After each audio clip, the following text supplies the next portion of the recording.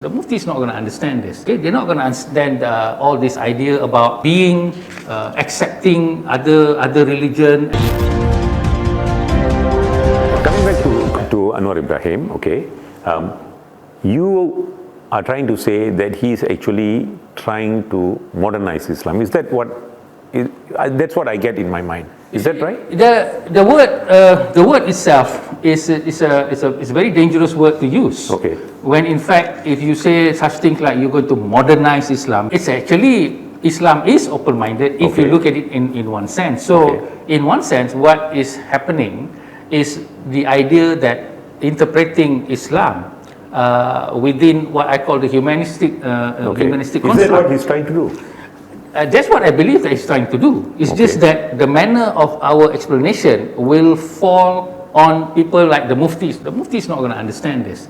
Okay, they're not going to understand all this idea about being, accepting other religion as a kind of a great spirituality, and all these things they will not accept it.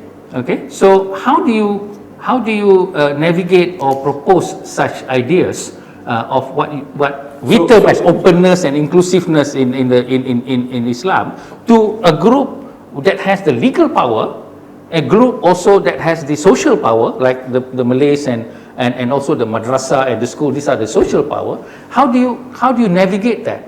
So what is he doing? Now, here is a problem with Anwar from my perspective. Okay, I said that he is 30 years too late.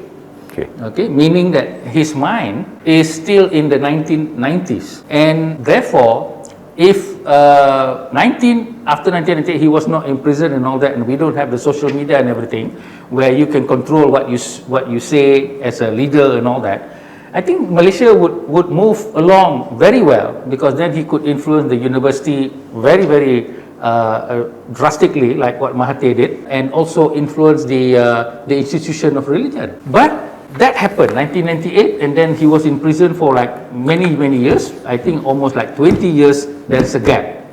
What happened during that gap was the Muslim developed their own when they became older, they have more money. As I said, they became to come to Islam, and there is no guidance. The agenda number one was to get him out of prison, and the agenda of development, what? They cannot, because they were seen as agitators, rebel groups and things like that. So it stagnated.